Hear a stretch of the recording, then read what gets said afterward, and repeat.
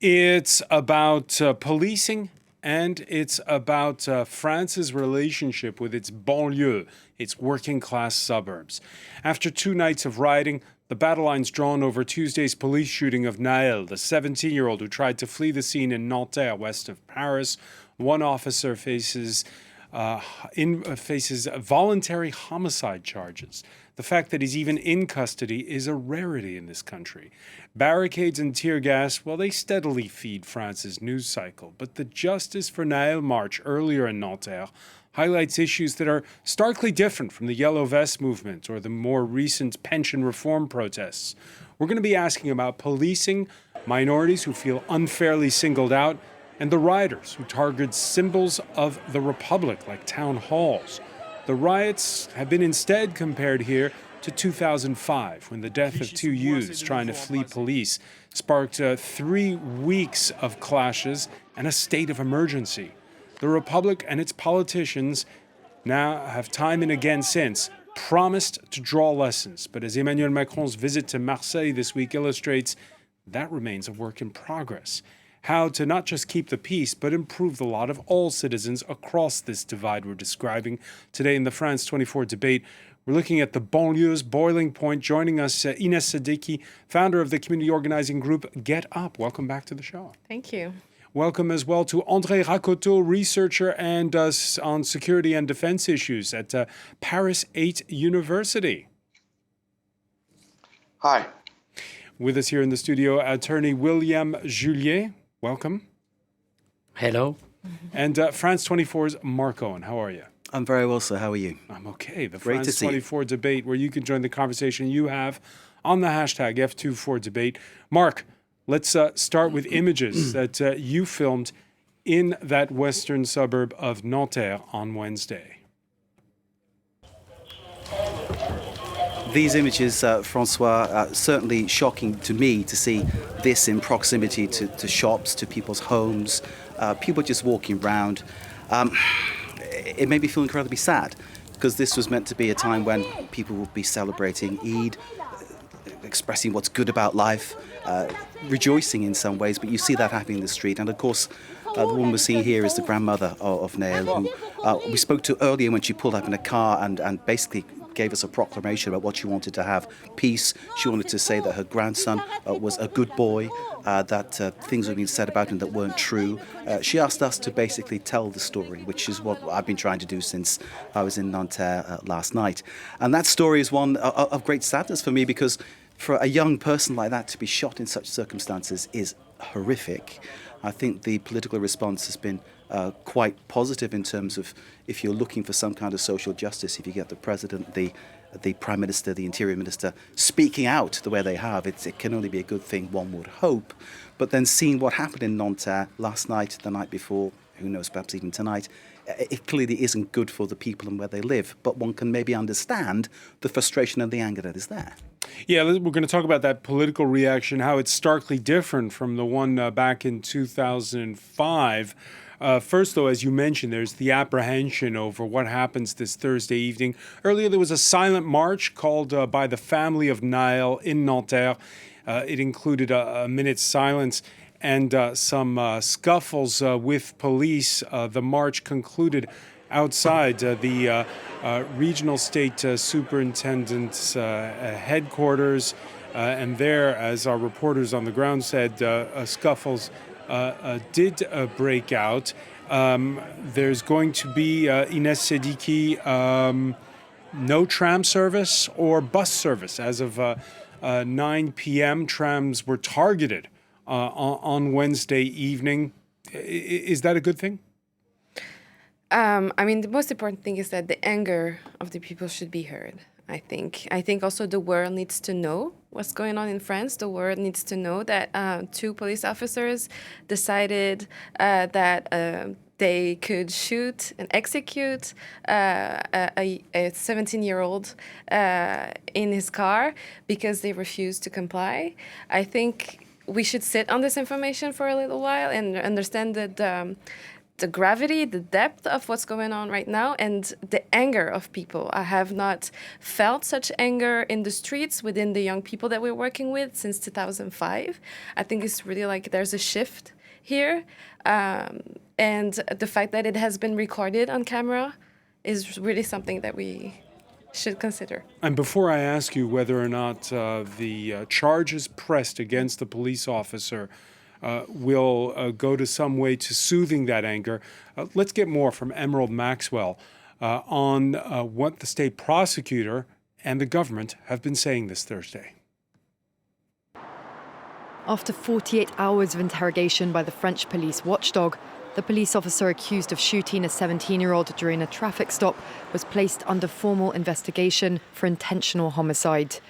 The local prosecutor of the Parisian suburb of Nanterre, where the shooting took place, asked for the officer to be remanded in custody. En l'état des investigations. Based on the information gathered so far, the public prosecutor considers that the use of the firearm was not legally justified. During his hearings, the officer explained his action as an attempt to stop the vehicle from fleeing again because of the driver's dangerous driving. He made the officer fear that someone would be knocked down and that he himself would be hit when the car restarted. But the prosecutor's office wasn't convinced by this explanation. Key to the investigation are the few barely audible words heard just before the shot was fired in the video of the incident. Another investigation has been opened for false testimony by the police officer, who in his first statement claimed that he'd fired because the driver had tried to run him over, an account seemingly contradicted by the video and witnesses. There's been growing concern over police tactics in France, and residents of Nanterre are angry. This police officer is a real disgrace to the police in general, and I think it's time for the authorities to take action to clean up the police force. But the French Justice Minister defended the police. The case is against a police officer, not the police in general. This lumping of them all in together is intolerable. Last year, 13 people were killed after refusing to stop for police traffic checks. With a law change in 2017 that gave officers greater powers to use their weapons, now under scrutiny. André Rakoto, what have you pieced together as to, first off, to make sense of what happened on Tuesday? First of all, if I may, I am not talking on behalf of Paris 8 University, just to make sure. Thanks for the clarification. Apologies for that. No problem. Well, it's obviously, and I agree with what was said earlier, the use of a weapon was not justified. The killing doesn't fall under any police regulation as such. So there is no discussion about that. Now we need to look at what the law says when it comes to the use of weapons for the police, the law enforcement community in France. The penal code, law L 122-5, and the most recent law from 2017, which does not really expand the right to use a weapon, they create a legal framework in which it is self-defense, only self-defense, meaning defending yourself or the life of other people. This is the restriction for the use of weapons for the law enforcement community. If the vehicle had been a threat for someone on the street, if there had been a threat for anyone crossing the street to be hit by the vehicle, there would have been the justification to stop his driver by any means. From what we saw in the pictures, this is not what happened. So, being charged with intentional killing is the highest charge that can be brought against this policeman. So basically, at this point, I think the right thing has been done. And I understand the anger of the people. It makes sense, of course. Losing a 17-year-old is something it's tragic. But I think the way the procedure is going is going in the right direction. So I think we are facing a policeman who acted badly. is not representative of the whole police force. And we need also to look at the context. In the last 10 years, we've had twice more refusals to comply in the streets than we used to have. So, I mean, things are getting difficult to handle for the police forces too, and they would require better training because of harsher situations in the streets. And what we saw on those images and the tragedy that we witnessed, it's for me, it's bad training and something that should not happen. The need for better training, is that something that police unions agree with? They ask for more training when you talk about, for instance, the use of weapons. There's not enough rounds shot during the year for training. All these things are not, we know we need more, but it costs money. So a better police means to spend more money on training as well. And, you know, money is money, so. William Juliet, you agree?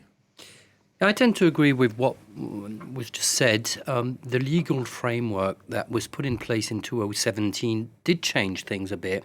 Let's talk about that. There was these two police officers who were nearly burned alive in their patrol car in the southern suburbs of Paris, and they changed the law. Absolutely. The idea of changing the law in 2017 was to enable policemen to open fire, but this is what it's about, in the situation of a car that would not stop if it was asked to stop, and of a driver whom the police officers would think can be a threat when driving away to other people. And this is an extension of the self-defense usual framework and of the framework that was in place before, in the sense that it is possible to open fire in the case, for example, where in front of the car you have kids, someone stops, then clearly is going to drive away very quickly. And if you consider that there's an immediate danger for people, then you can, if it is proportionate, if you have no other way, if you consider that the threat is immediate and is potentially lethal, then you can open fire. This does not mean that you can do it in any circumstance. And this is what was just said, I agree with. It seems that in this situation, this circumstance was not, did not take place as it could in other situations.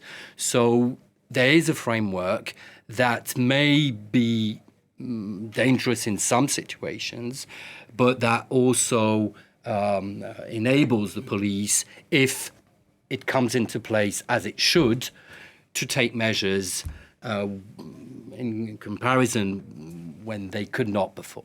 Two sides of the coin here were described there by André Racoteau. On the one hand, the fact that there's been lack of proper training and more use of service weapons at times, in this particular one case, certainly disproportionate. Mm-hmm.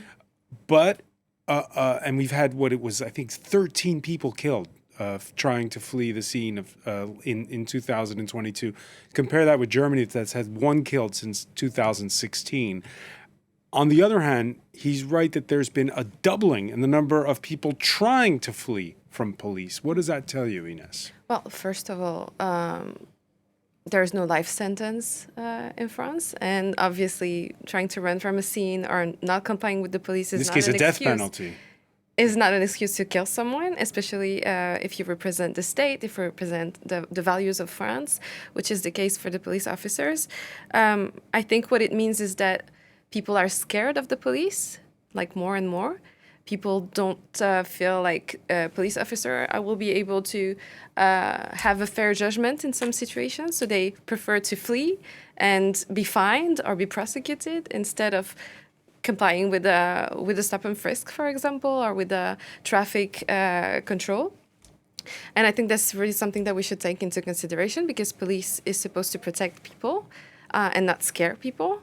And so I really don't agree with what the minister said about, he said it's not, police is not on trial. This is the justice minister we heard in that clip. Yes, exactly. This officer is on trial, not the police generally speaking. And I think it's actually the whole police, because I think it's a structural problem for so many reasons. The first one is that obviously they're not trained enough. There's also like a philosophical question: who is the police working for? Is it for the people? Is it for the state? Some mayors are giving guns to police, like municipal police, which is not supposed to carry guns. They're now carrying guns in some cities in 93, in the Seine-Saint-Denis where I work. But also, like, And that's a bad thing, you say? Absolutely, it's a bad thing. Police should be able to have normal relationships with citizens, should be able to have discussions with citizens, and not be always like punishing them. And what's something I really want to say is that on top of like those challenges that we talked about, I think there's a very big permissive culture within the police, which contributes to this structural problem, because we see from time to time these videos popping up. We talk about police brutality here and there, but it's also because we have the opportunity to do so because of the videos that citizens take on the street. And this is like much more frequent than what we think. It's not just like once a year. And so I think there's a real structural problem that we need to address, and that it's not just that police officer that is on trial, but the whole system, the whole institution that needs to update its processes. And That's incredibly interesting, because the whole concept of institutional racism within the police force was something that was recognised in the UK over a decade ago. There's been no such recognition here in France about that. And if you look at the proportion of people who are stopped in these failure to comply cases, the vast majority are not white. I think that's a fact, isn't it? And 90% of people who die in police custody or during an exchange with police are people of color. They're not white people. So there's a real bias Rakoto, here. let me bring you on this. Are the numbers up of people trying to flee the police because, as Ines was saying, because they're scared of the cops? I think it goes both ways. The spectrum of the threats is so large right now. For instance, arming municipal police forces has come out because municipal policemen or women were killed by terrorists in the last 10 years, and they were not armed, and they were just executed. So in their everyday job, they can help an old woman cross the street, and they can be shot at by terrorists. So you have to be ready to adapt to whatever the threat is, from just helping people to protect yourself. So, we've had to adapt our forces to the highest threats, and it involves having equipment that matches the threat, and weapons are not there to kill people like we saw without respecting the regulations, because what that policeman did was not respectful of the regulations that you should apply when you use your weapon. So, structural problem is more that people do not apply what they're supposed to be applying when they're doing a job, and it results in the death of citizens. This is not good, and I certainly do not think it's a good thing. But on the other hand, is there a structural problem? We just talked about racism. Well, in the United States, for instance, the number of policemen from the minorities is equivalent to the number of minorities in the general population. And studies tend to show that policemen from minorities are as violent and as, I would say, seen as a threat by the population as their white counterparts. So this is not about the color of the police. It's about applying the right regulations, having strictly enforce the policies which are legal, and so that you protect the citizens. Absolutely. And what we saw there, it is not the regulations. You cannot use the weapon the way it was used by that policeman. And it's good it was indicted. Marco, and you hail from the land of the Bobby on the beat. In Britain, they don't carry a piece, the police. No. And any issues of failure to comply usually, don't end in someone being shot dead. And this is one of the great issues that, as a Brit, I find it hard to get my head around what goes on here. Just an observation, talking about how the police behave. I mean, I've been stopped for various things during my time living in France. And to be sat there holding the steering wheel, and a police officer from the Police Nationale comes up and has his hand on a pistol and says, "Get me your papers." You think, hang on a minute, sir, if I move my hands, will I be shot? You thought that? This over-arming, 2 police officers stood there. It's a strange thing. And I think it comes down to what Andre was saying about the lack of training. And obviously that's about investment in the police, and that's about sort of making sure they're actually apt to use the power they have. Andre, you heard Ines talk about municipal police being increasingly armed. You heard about Andre talk about policing in the United States, where there's been kind of an arms race. Yeah. And we noticed it even before the riots in Ferguson, Missouri. Are weapons the problem? I think weapons are part of the problem, but I'd like to bounce back on 2 things that have been said, and I don't actually agree neither with what was said about. I understand the anger. I mean, the anger is understandable, but there have been other events. You can have marches with 1 million, 2 million people in the streets. There are ways to show you are angry, which are not these. So I don't agree with what is happening. This is the whole discussion we had during the pension reform protest. We were wondering, will you get the eyeballs if it's not violent? It's always the same problem, is that you can't criticize the police doing things wrongly and act in the same way. And what I would like to bring here to the debate is that the only way to make it work is to consider that justice can work this out. And that means, and I agree with this, which is that maybe part of the anger is the impression, and as a lawyer, I can confirm this because I've witnessed it, that sometimes the treatment of a police officer being investigated, prosecuted, is not the same as the treatment of someone who is not a police officer. And that is absolutely not normal. And on this, I do agree that I think that there is a very strong need for the people to believe in the justice system and to know that things will be dealt with as they must, with no difference, because we are talking about a police officer. The Interior Minister has promised there won't be a 2-speed justice. Do you have faith in the system? I hope there is, but I do agree with what he said, and I think that everyone needs to be very careful. You can't say that this is the police. It is not. It is something that happens maybe too often. When it happens, it needs to be looked into extremely severely by the justice system, by the prosecutors, by the investigating judges. And I do say that my experience is that it maybe is not done like that as it should be every time it needs to be. Absolutely. So what does that mean? Does that mean there's there is justice for citizens, people living in the banlieue, for example, they encounter violence from the police officer? It's not true. It's not. You cannot say that.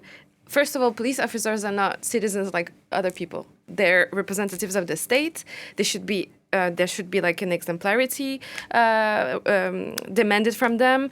There should be a lot of transparency. We should be able as citizens to feel safe and to feel protected from the police when there are some people that cross the line, some people that feel so entitled that they can shoot somebody, that they can express racism on a daily basis. Everybody agrees with that. No, not everybody agrees with that. Oh, I do. Because my experience is that for years we've been talking, we've been marching calmly, we've been writing books, writing op-eds, speaking nicely about that, but no cops has been convicted.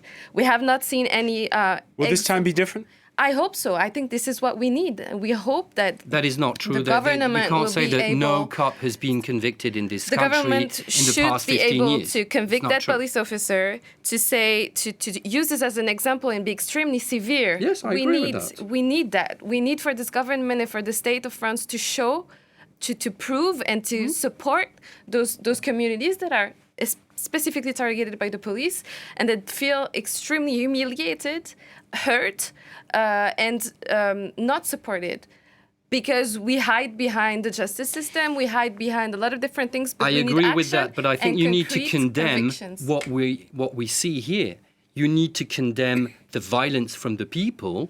The violence as from much the people as you condemn the violence from the police. Irrelevant here. Even more from the police, because they need to show an example. But you can't, I mean, it's my view, you can't consider that because the police is not doing their job properly and needs to be very severely sentenced, and I'm happy with that, that it is an excuse for the other kind of violence, which I think should be condemned too, which but it's you not are a not fight doing, which I find a between bit young strange. people from the suburbs and the police. It's a fight for all the French I would people like to say something. that should be able to feel like they have a say in this fight, because it's a fight for human rights and not a fight for They have, but people not via from the violence. banlieues. Not so via violence. The reaction from the youth would or like to from some talk. people are completely irrelevant to this debate. It's a matter of human rights, it's a matter of state André. of law, and it's a matter of justice. André Rakoto.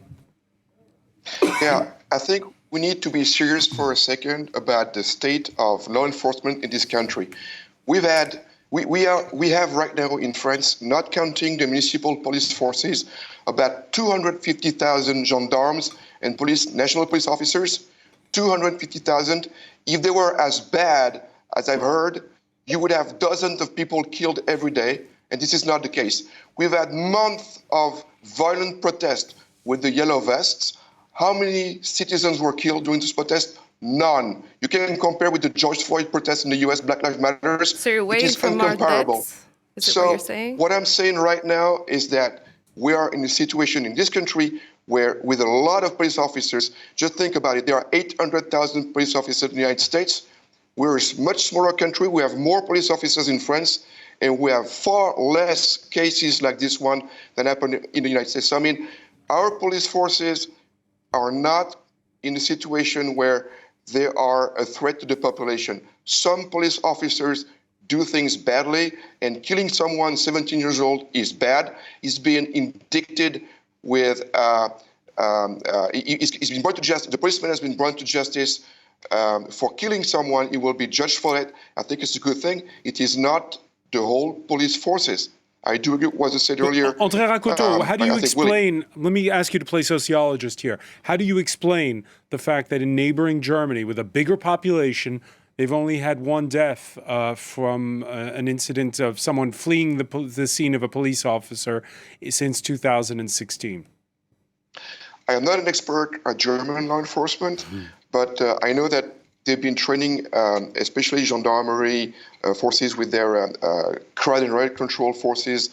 They've been trained together, and there is also some border policy work that is done. I am not familiar with the situation in Germany. I don't know if the training is better, and I hope it is. Probably it's the reason why. But one thing is for sure. Once again, what we saw with that policeman on the death of Nael, it is not the police regulations. And we need to know why he's not applied police regulations, and we need to discuss it. Now, how come that in France, we've doubled the cases of not complying in France in the last 10 years? What's going on with our population? Is there something going on with the way we deal with our neighborhoods? Is there something to do with how we deal with particular populations? I don't know. But what I know is that what we saw in those images, it is not police regulations. It is not the way a weapon should be used in the streets. When the story first broke, at least one French radio station relayed bogus claims that Nael was a juvenile delinquent. Turned out to be untrue. Police unions and police representatives insisting afterwards on the clean record of the 38-year-old officer who fired the shot. He's never been disciplined. He has 2 medals for bravery and 1 from the Interior Minister. It's very rare to have so many distinctions awarded in a 10-year police career. William Juillet, in a court of law, will that be the sort of line of defense there? What do you think? On which side? On the side of this police officer. See how it evolves. I mean, clearly, the fact that we have a video here makes a huge difference. If there had not been, and this will serve you right in what you're saying. And I do agree. I mean, there's something about police culture here which is different. I know a bit about UK. I know a bit about Germany. And I think there is something that has to be worked on very intensely. And on this, I agree with you.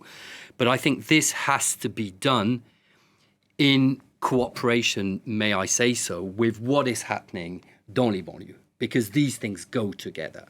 But that is an in-depth piece of work, and it's going to take a lot of time. It's a massive issue, isn't it? It's huge. It's because layer it goes upon together. layer upon layer of the deprivation, bad with the bad, and it's building up. Denial of opportunities, of discrimination. It's a whole layer of things which you absolutely, and I think it's we're way past the discussion time, like trying to understand, we're at the same point on this level, on this topic, as in 2005, so more than 15 years ago. I think we've discussed enough. I think now is the time for action. Now is the time for having concrete efforts put into reforming the police, into making everything we can so that this situation doesn't happen again. And it's a record number of people being killed for not complying. I mean, that is obviously saying something about how policing is operated, surely.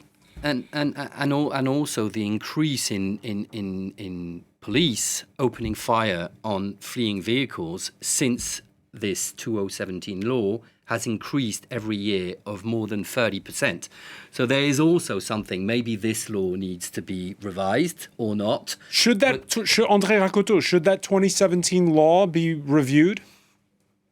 To my opinion, that law brought more confusion than anything else because it doesn't change much of what was before, meaning protecting others. So if you got to stop a vehicle from hitting someone, that was the spirit of the Article L122-5, for legitimate defense. It doesn't change anything. It just brings the idea that you can do more, but in fact it does not, to my opinion. So with or without it, if it brings more confusion, let's get rid of it. I am not supporting it. But to finish the answer on the question, what can happen in court? And I don't agree that the situation is absolutely the same now compared to 2005. First of all, because there have been decisions rendered by the European Court of Human Rights.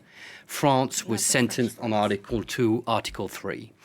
There have been decisions made by the Council of Europe, by UN Human Rights Council. So there is material. Yes. Then the question, I'm coming. Europe, I'm coming. I'm coming. This can be of use.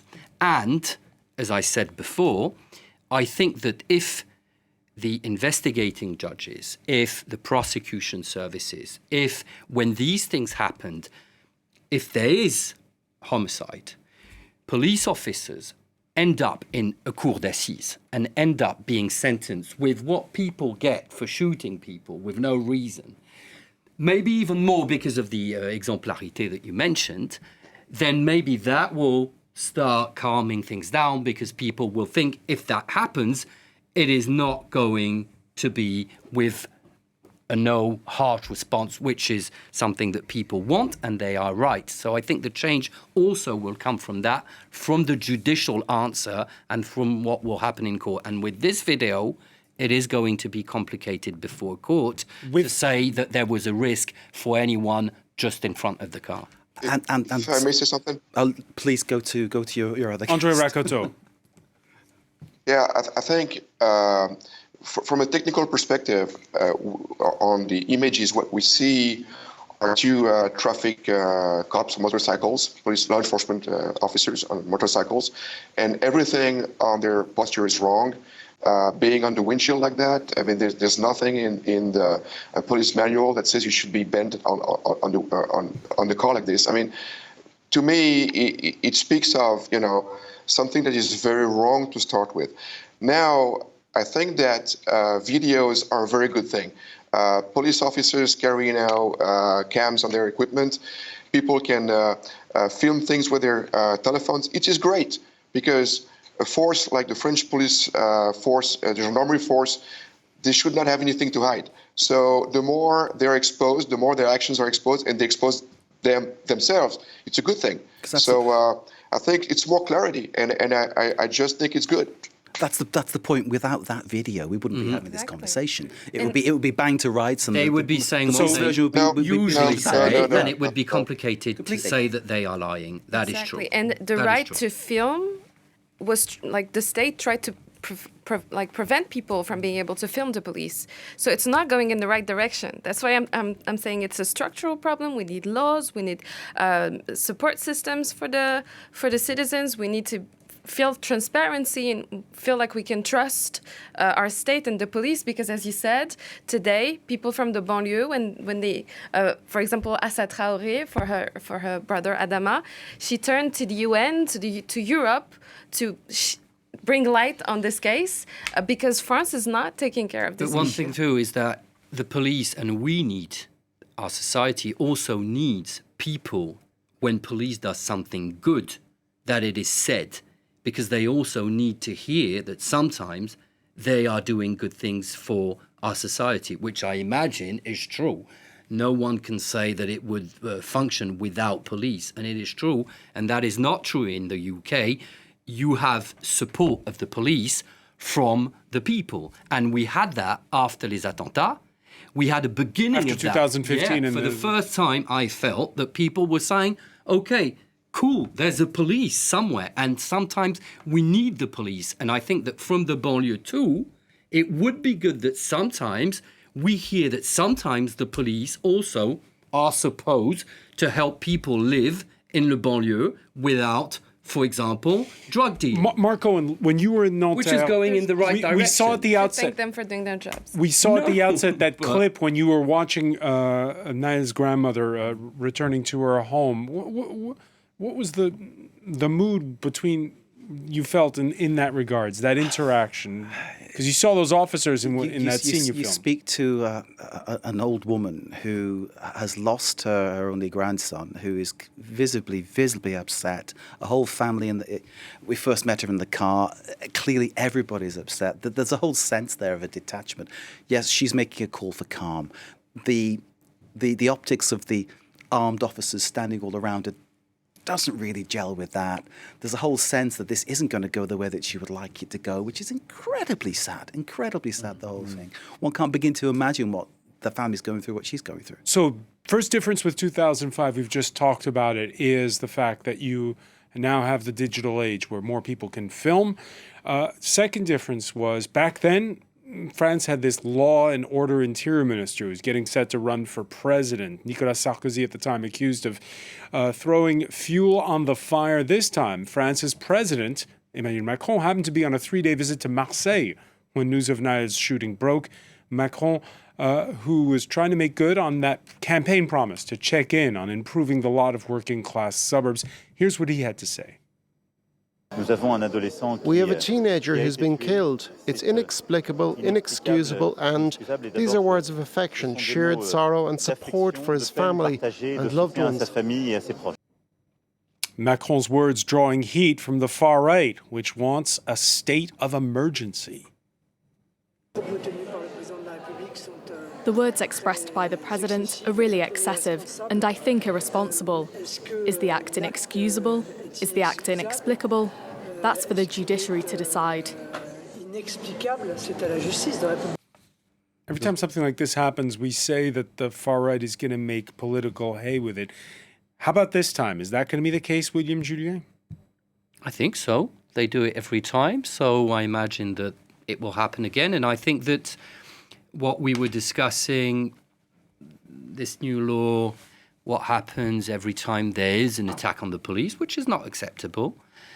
I think that the far right is pushing, and I think that we've seen a lot of the right, and actually of the left, support things that they would not have supported if we had not such a support from the French people to the far right, all far right ideas. We have millions of people who vote every presidential election for and the in this far particular right, case, they're talking and about... the far right supports these ideas. So this call for a state of an emergency. issue. In the case of 2005, it took 10 days for a state of emergency to be imposed. Ines Sediki, in the Paris area, they're stopping buses and tramways after 9 p.m. They're not calling it a curfew. There were tramways that were targeted on Wednesday evening. Is that a good thing, a bit of a trying to cool things off, or is it bad? Absolutely, it's bad. Like, we cannot say it's a good thing. My heart breaks when I see things like that. I don't think that people who burn cars and who protest like that are happy to do so. I think we can talk for hours about how people express their anger or their frustration or their despair, or we can sit and talk about the real problems, talk about how we can reform the police, how we can create more justice, how we can work on human rights in this country, how we can invest in the banlieue, in the schools, in job opportunities. We can talk about this and try and make things better. Which Emmanuel Macron would argue is what he was doing going to Marseille. Yeah, but for now, I don't think that the measure that he talks about are going to solve anything. Like, they're just for ideas for now, and 2 of them mainly around school. But I think what we need in the banlieue is real investment. Yes. For now, we've been just like breaching the leak, like plugging the leaks and trying to stop the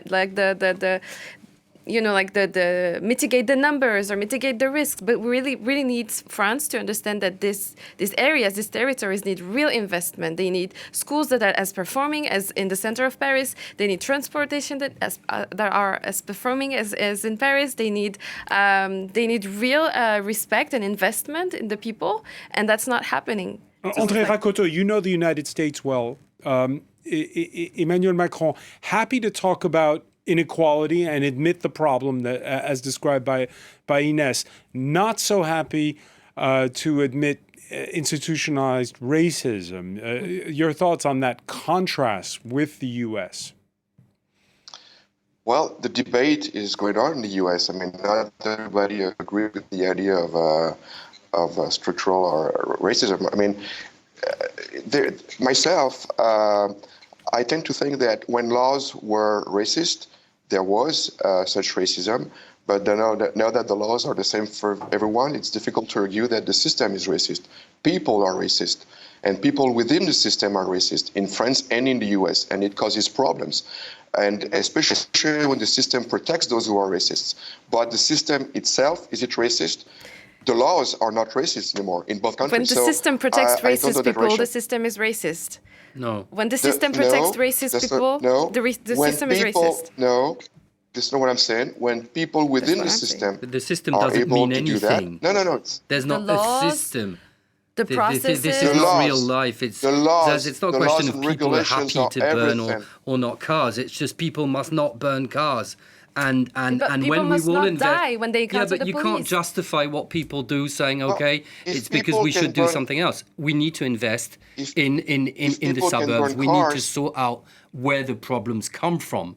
But that is not something that we will do by saying that one must understand that people are doing what they should not do, because this is not how you build a society. I'm not saying that you need to justify anything, neither one side nor the other, but we have to head in front of us, and I agree. It's not enough saying, we need to sentence these kids who are burning cars, we need to sentence harshly kids who are selling drugs in the project. We need to do it too, but we need to go to the roots, and the root is the architecture, is we need to rebuild how people live, and we need to give them access to believe in something else than burning cars, which is also a sad reality of our country, which is that this is where we are, which is sad. And I'm sorry, also understanding that racism is deeply rooted within a lot of institutions, a lot of people, a lot of things, I agree. And this is something we should tackle. I agree. Otherwise, we'll not be able to. I agree. Jobs, investment, opportunities, those kind of things. And tackle racism. Racism precisely as well. And what was interesting, Francois,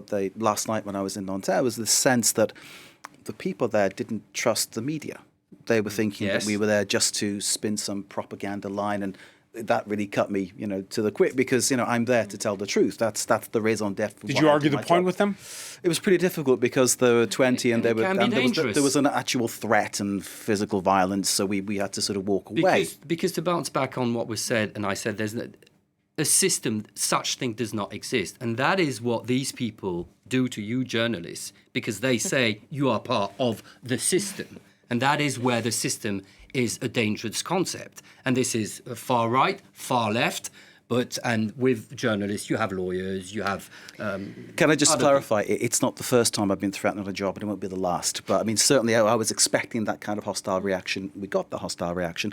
I felt no sense of friendliness from the local people nor from the police. I just thought to point that out. So we were kind of stuck in the middle, trying to reflect the story, because it's important from the whole issue of democracy that we do our job well. That's important, isn't it? Absolutely. But what, for example, the youth I work with, what they were outraged about is that for the first hours of this whole media coverage of the event, the only version that was on air was the police version. And it was contested by the video. But if some of the first journalists that put it on air took some time to go and fact check, Completely go agree. on the street, ask people who were there, and sort of challenge this version. Do their jobs. Do their jobs, absolutely. Yeah. We would feel like we could trust, generally speaking, journalists. So I'm hoping mainly the guys on who... certain TV channels. I'm hoping the guys who and on confronted me some- last night will agree that I did my job. You just That's have the to main choose thing. which You know. channel you're watching, and that solves the thing That's problem. But you're right. You're completely right. That's the choose where perfect you go. conclusion. Choose your TV channel Yeah, choose your properly. TV channel. We have Julie. I want to thank Inès Siddiqui, Mark Owen, André Rakoto. Thank you for being with us here in the France 24 debate. Thank you.